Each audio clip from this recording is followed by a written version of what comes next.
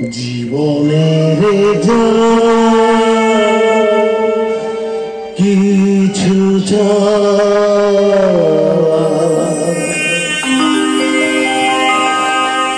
মনের সাগরে গেল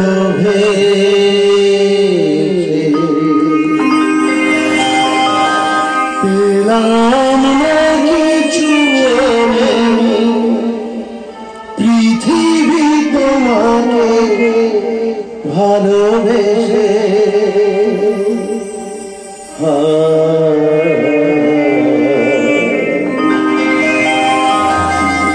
জীবনের যা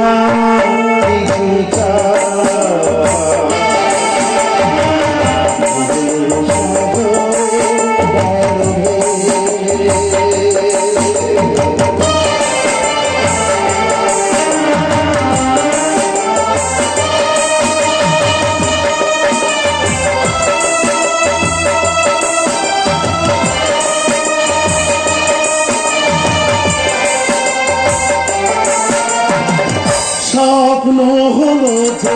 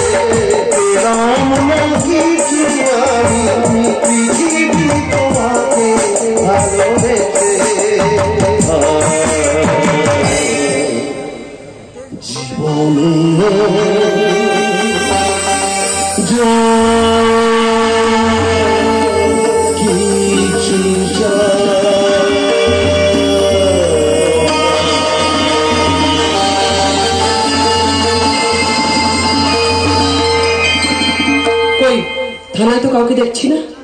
কি গোলাপ, তুমি এখানে? না, এখানে আমি তোমার গোলাপ নই, আমি একজন অ্যাডভোকেট। আর একজন অ্যাডভোকেটের সামনে একজন আসামির কি আচরণ হওয়া উচিত সেটা নিশ্চয়ই আপনার জানা আছে মিস্টার বিবেক ব্যানার্জি। আর বলাই বাহুল্য, এটা কিন্তু আপনার বাড়ি নয়, এটা কিন্তু থানা।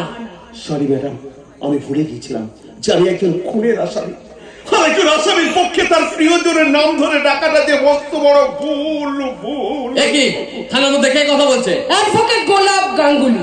কেন এসেছেন এখানে? সে প্রশ্নের উত্তর আমি আপনাকে দেব না, দেব আপনাদের থানার ঊর্ধ্বতন কর্তৃপক্ষকে। Understand? Basu, Basu. Yes sir. থানার মধ্যে এত জোরে কথা বলছে কে? I am a high court lawyer. কি বললেন? পড়াশোনা কত দূর? না মানে পড়াশোনা শিখে চাকরি করছেন তো, নাকি রাতের অন্ধকারে টেবিলের নিচে টাকা দিয়ে চাকরি করছেন? কি জন্য এসেছেন তাই বলুন। আসামির কাছে কিছু কথা জানার ছিল, যদি ওনাকে একটু বাইরে আনেন তাহলে খুশি হব। বাসু। Yes sir. আসামির লকআপ খুলে দাও। Okay sir.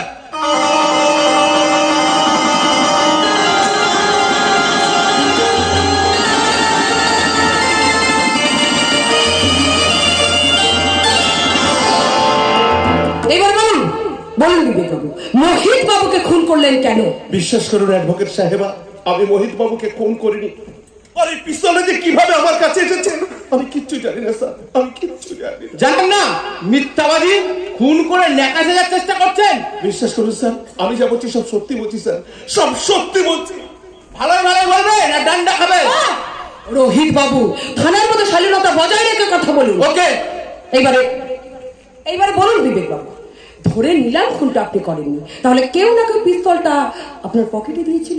আপনার পকেটে পিস্তলটা দেওয়ার সময় আপনি কি কোনো প্রকার বুঝতে পারেননি? না ম্যাডাম, আমি বুঝতে পারিনি। আসলে হোলির আনন্দে সবাই যখন রং মাখা নিয়ে ব্যস্ত, নাচ গান হই হুল্লোড়ের মধ্যে ওই পিস্তলটা যে কিভাবে আমার পকেটে এসেছে আমি বুঝতে পারিনি ম্যাডাম, আমি বুঝতে পারিনি। বুঝতে পারেননি নাকি না বোঝার ভান করছেন? মার বললে সুর করে সব কথা বেরিয়ে পড়বে। আদিক্ষেতা না করে সত্যি কথাটা বলুন, তা না হলে সাবধান পুলিশ বাবু, বিনা অন্যায় একটা নির্দোষ ছেলেকে মারতে আপনি লজ্জা করছে না? আপনি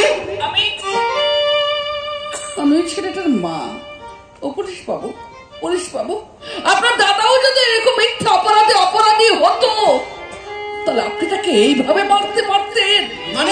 মানে পুলিশ বাবু, ন্যায়ের বিরুদ্ধে দাঁড়াবেন বলে এই পোশাকটা গায়ে চাপিয়েছেন, কিন্তু আপনি এখন ন্যায়ের পথে চলছেন না কেন? আপনারা কি আমাকে জ্ঞান দিচ্ছেন? আপনাকে জ্ঞানের মতো অভিজ্ঞতা আমাদের নেই, তবে মা হিসেবে একটা কথা আপনাকে বলতে পারি, এই পৃথিবীতে আপনাকে জন্মগ্রহণ করার অনেক আগেই আমি জন্মগ্রহণ করেছি। অতএব এই সমাজের অভিজ্ঞতা আপনার থেকে একটু হলে আমার বেশি, তাই নাকি? বলছি বয়স আপনার অল্প, এটা আপডেট অন না চিকন চাল পেতে ন্যায় অন্যায় বিচার করতে শিখুন, তাহলে তো এই সমাজের বুকে সিদ্ধারা উঁচু করে বাঁচতে পারবে। আর তা যদি না পারেন তাহলে শরীর থেকে সরকারি পোশাক করে বেরোন, মাথায় গামছা আর কমারে নদীর পরে হাল চাষ করুন। বাঙালির সেরা খাবার আলু সেদ্ধ মুসুরির ডাল খান, অনেক শান্তি পাবে। ওই শান্তি আমার দরকার নেই।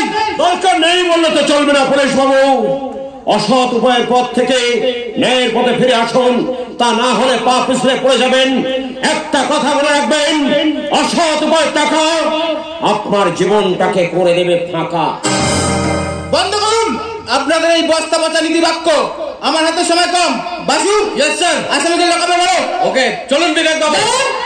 একজন নির্দোষ মানুষকে আপনারা লকাপে ভরতে পারেন না। দোষী কি নির্দোষী সেটা প্রমাণ করে মহামান্য আদালত, আপনি নন। আমি কিন্তু আদালত থেকেই এসেছি। আমার মন বলছে পুলিশ বাবু, মহেশকে খুন করতে পারে একমাত্র সূর্য। সত্যি যদি সূর্য মহির বাবুকে খুন করে থাকে, আমি অ্যাডভোকেট গোলাপ বলছি, সূর্য অস্ত যাওয়ার আগে ওর মৃত্যু আমার হাতে। তার আগে বিবেক বাবুকে এখান থেকে আমি উদ্ধার করি। কি করে উদ্ধার করবেন? মুখের কথাই তো উদ্ধার হবে না, আইন তো আইনের পথে চলবে। আমি কিন্তু আইনটা শিখেই এই পোশাকটা গায়ে চাপিয়েছি। যাকে বেশি কথা বলে আমি সময় নষ্ট করতে চাই না, ওনাকে ছেড়ে দিন। আমি ছাড়তে পারবো না। আর কিসের ভিত্তিতে ওনাকে ছেড়ে দিতে বলছেন? আমি কিন্তু ভিত্তি তৈরি করেই এখানে এসেছি। কি মানে